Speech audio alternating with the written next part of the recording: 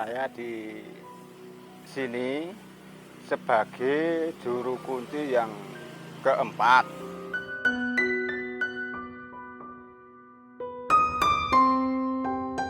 Namanya sendang ini, sendang kamulyan, buat penghidupan, penguripan, pangayuman semua keluarga Taruban nginggil daerah Tuk Sono Kulon Progo.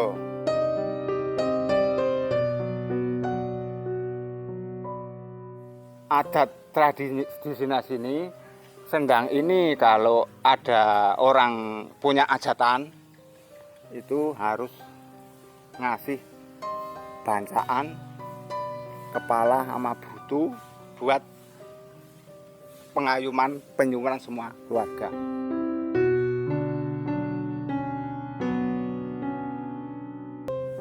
Oh, kalau saya mandi malam jam 12 itu mandinya saya di sini. Sering saya digebyur pakai air langsung diulir-ulir. Namanya yang Kertoyudo yang satu, yang kedua Nawang Sariningsih, orangnya cakep.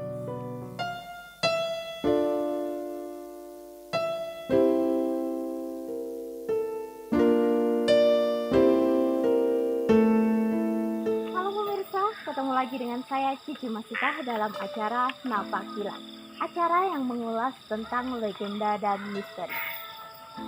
Joko Tarub merupakan nama yang tidak asing bagi masyarakat. Nah, seperti apa kisah Joko Tarub dan apa kaitannya dengan lokasi yang kita datangi saat ini? Jangan kemana-mana, tetap di Napak Kilas.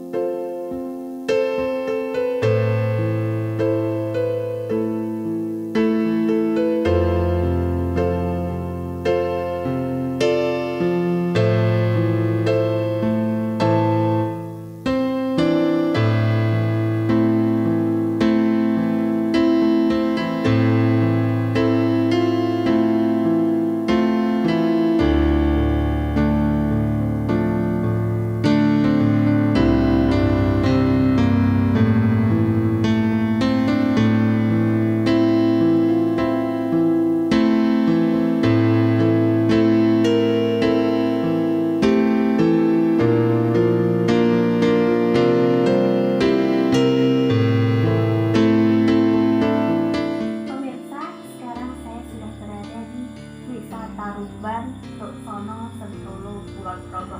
Lebih tepatnya saya sudah berada di depan makam Ki Joko Tarub. Nah, seperti apa kisah dari Ki Joko Tarub?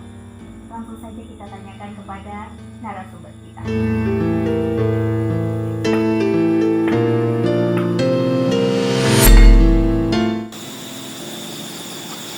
Selamat datang Ki Juru. Selamat malam Mbak Cici. Baik Ki Juru, sekarang kita sudah berada di depan makam Ki Joko Tarub. Nah Ki Juru, mungkin bisa diceritakan atau disampaikan kepada pemirsa di rumah mengenai apa cerita dari Ki Joko Tarub ini yang Ki Juru ketahui, begitu Ki Juru.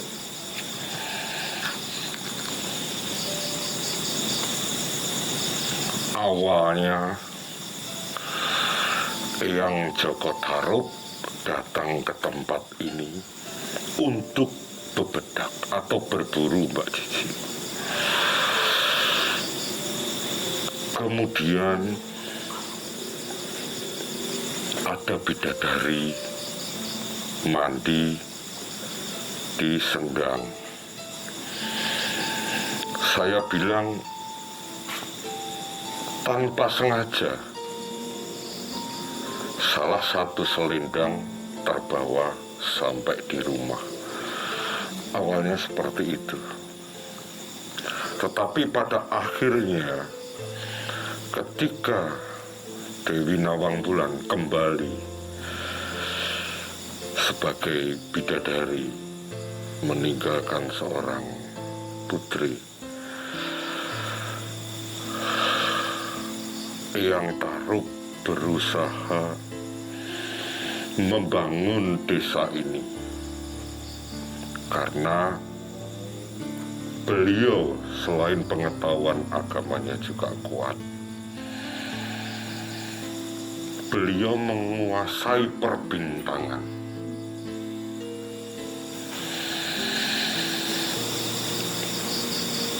Kemudian tata kelola air, sehingga ingin menjadikan desa ini maju di dalam perkebunan, terutama rempah-rempah.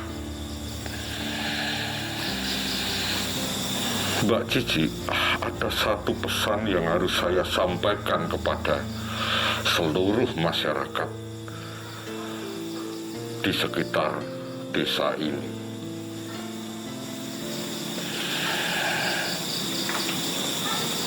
Eyang Joko Tarub selain memiliki ilmu pengetahuan, beliau juga seorang yang sangat bijak,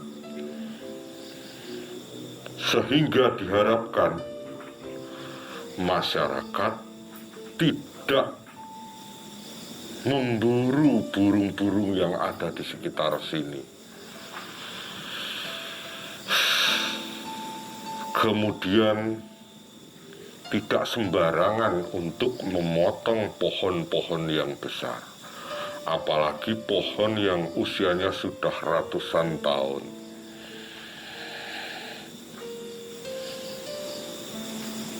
Begitu Mbak Cici.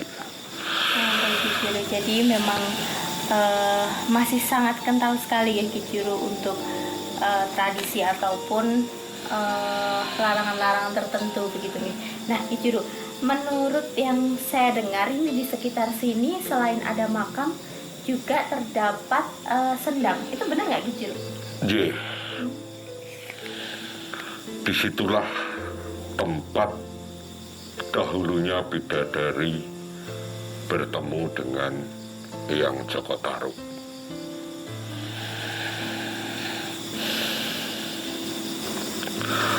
Dari awal kejadian tersebut, akhirnya banyak orang bermukim di tempat ini, di sekitar sendang ini. Sendang yang memberikan kesuburan dan kemakmuran. Dan jangan salah Mbak Cici, sebenarnya tidak hanya Eyang Tarub yang pernah datang ke tempat ini, tetapi juga Pangeran Bun Anabrang atau Cokrojoyo atau Sunan Geseng pada akhirnya disebut. Beliau bertemu dengan Eyang Tarub. Ada lagi saudaranya yang datang ke tempat ini, yaitu Joko Balut. Joko Balut akhirnya bermukim di seberang Sungai Progo ini. Joko Balut akhirnya dikenal dengan Ki Ageng Mangir pertama. Saya tidak tahu Mbak Cici, mengapa tokoh-tokoh besar itu datang menemui Eyang Tarub.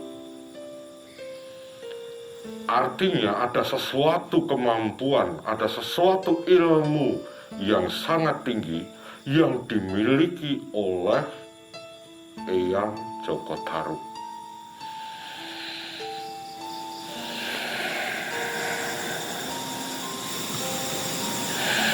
Itu hal penting yang harus diingat, dan sampai saat ini pun tradisi untuk memulih, untuk menghargai leluhur itu masih dilakukan di desa sini, Mbak Cici. Kurang lebihnya itu yang saya dapatkan dari petilasan Joko Tarub di tempat ini. Baik Ki Juru, untuk makam ini sendiri Ki Juru, untuk makam ini sendiri ada misteri apa yang tersembunyi di balik makam ini Ki Juru? Di makam ini saya tidak melihat hantu, Mbak Cici, tetapi ada kekuatan dari makhluk gaib atau makhluk astral yang ada di belakang makam ini. Yang ada di makam ini adalah keberkahan. Tetapi ketika Mbak Cici keluar dari makam ini, justru di sekitar makam ini ada makhluk-makhluk astral yang akan mengganggu bila orang berbuat tidak baik di tempat ini.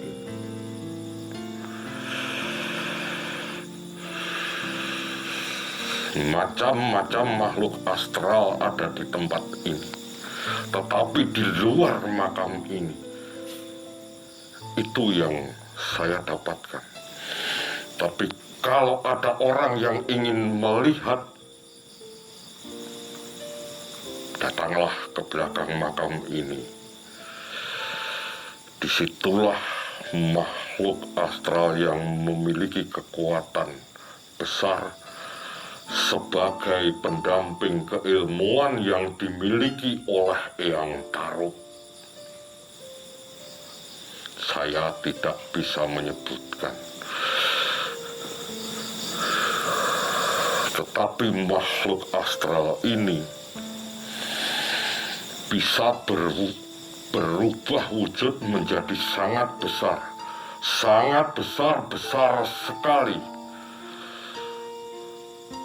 Tidak menakutkan bagi orang yang memiliki hati yang bersih, tetapi akan sangat menakutkan bila orang datang ke tempat ini dengan niat yang tidak baik atau menganggap remeh tempat yang sangat sakral ini, Mbak Cici.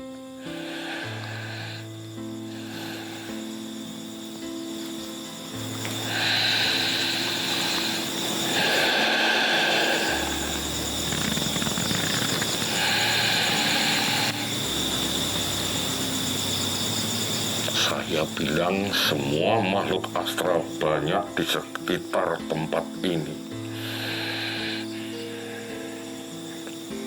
Tidak hanya sekedar pocong atau kuntilanak,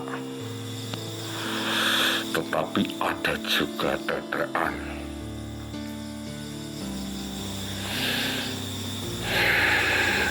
Ada juga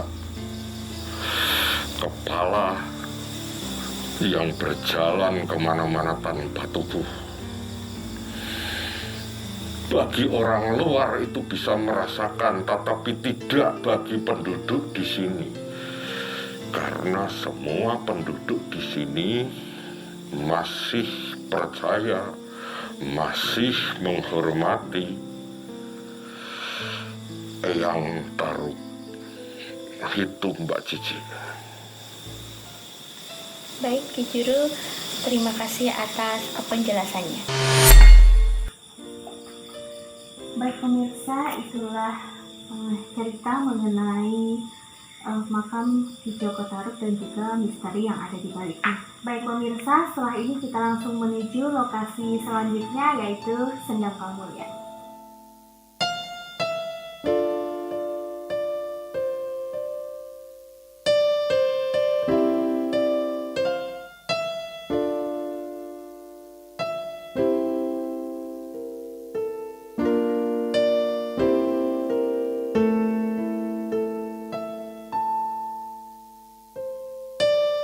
Pemirsa, sekarang saya sudah berada di depan Sendang Kamulyan.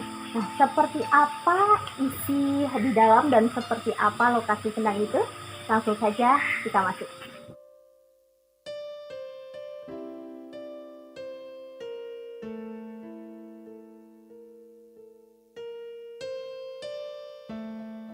Pemirsa, inilah dia penampakan di dalam Sendang Kamulyan. Nah, lebih tepatnya di sebelah kiri saya ini merupakan Sendang Kamulyan yang biasanya digunakan untuk membasuh diri apabila ada warga masyarakat yang datang ke sini. Tetapi tidak boleh langsung masuk ke dalam, pemirsa, karena di sebelah kanan ini sudah disediakan tempat untuk membasuh diri. Nah, seperti apa kisah di balik Sendang Kamulyan ini? Langsung saja kita tanyakan kepada narasumber kita. Baik, selamat datang Ki Juru. Iya, Mbak. Nah, Ki Juru, sekarang kita sudah berada di Sendang Kamulyan, Ki Juru. Mungkin bisa diceritakan kepada pemirsa di rumah Ki Juru, apa yang Ki Juru ketahui atau apa yang Ki Juru dapatkan mengenai Sendang Kamulyan ini, Ki Juru.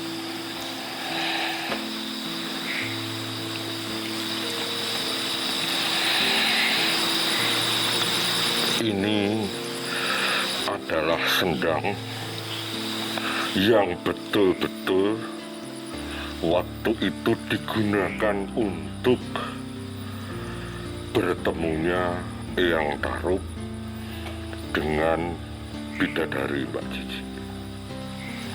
Saya bisa merasakan kesakralan tempat ini. Saya bisa merasakan kekuatan dari air yang ada di tempat ini.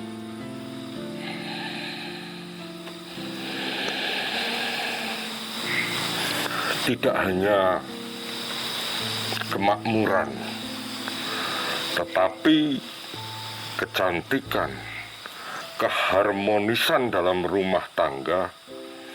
Ada baiknya orang menjalani laku di tempat ini. Begitu Mbak Cici. Baik, Ki Juru. Untuk mengenai lokasi di sekitar Sendang Kamulyan ini, Ki Juru, ada nggak aura tersendiri atau mungkin Ki Juru sudah melihat sosok-sosok yang berada di sekitar Sendang, Ki Juru? Nggih. Mengapa ketika perempuan lama tidak menikah tidak datang ke tempat ini untuk menjalankan niatnya, untuk menjalankan persaksiannya agar mendapatkan jodoh? Banyak juga pengusaha yang mendapatkan dawuh untuk datang ke tempat ini untuk minum atau mandi air yang ada di tempat ini, agar mencapai keheningan di dalam tempat yang sepi ini, sehingga dia bisa ngudari, bisa menyelesaikan masalah yang berhubungan dengan usahanya, agar usahanya menjadi maju atau menjadi lebih maju lagi. Tetapi di tempat ini juga, ketika Anda memulai usaha untuk bercocok tanam, ada baiknya datang ke tempat ini. Ini berkaitan dengan apa yang sudah dicapai oleh Eyang Tarub.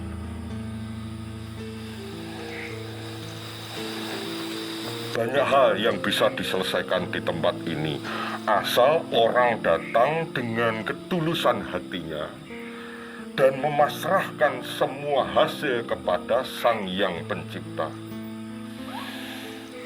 Masyarakat sini masih nguri-uri apa yang diharapkan oleh leluhur, apa yang sudah disampaikan kepada leluhur, sehingga masyarakat masih menjaga tempat ini dengan baik dan benar.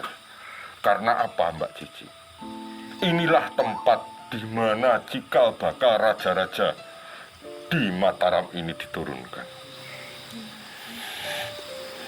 Pemikiran-pemikiran yang Tarub pun dipakai dalam kehidupan kerajaan. Jadi saya sangat menaruh rasa hormat kepada masyarakat di sekitar sini yang masih nguri-uri dan merawat tempat yang begitu sakral ini, Mbak Cici. Baik, Ki Juru. Kembali lagi mengenai hal-hal mistis ataupun sosok-sosok yang berada di sini nih Ki Juru. Apakah Ki Juru sudah merasakan ataupun melihat begitu Ki Juru? Mungkin bisa disampaikan kepada pemirsa di rumah agar pemirsa di rumah juga tahu Ki Juru. Ada pesan yang disampaikan. Meskipun sudah ada bilik untuk mandi, tetapi sebaiknya bila perempuan mandi di tempat ini tetap memakai pasatan, memakai jarik, seperti yang dilakukan bidadari, agar kecantikannya bisa tetap terjaga. Inilah tempat yang kebanyakan masyarakat datang di saat waktu yang disakralkan oleh masyarakat, yaitu Anggoro Kasih atau Jumat Kliwon. Tetapi ada satu lagi, Mbak. Masyarakat silahkan datang ke tempat ini saat terjadinya bulan purnama, di mana alam itu mengalami suatu perubahan, di mana berkah-berkah alam itu bisa didapatkan saat terjadinya bulan purnama. Datang, membasuh wajah, mandi, dan minum air di sendang ini.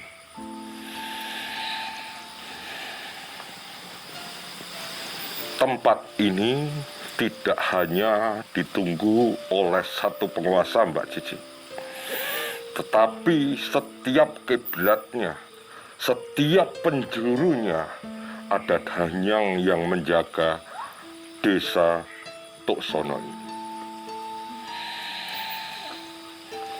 Ya, mereka tidak mengharapkan apa-apa karena setiap doa yang dihaturkan di tempat ini semata-mata hanya kepada Sang Yang Pencipta. Begitu, Mbak Cici. Baik Ki Juru, terima kasih atas informasinya.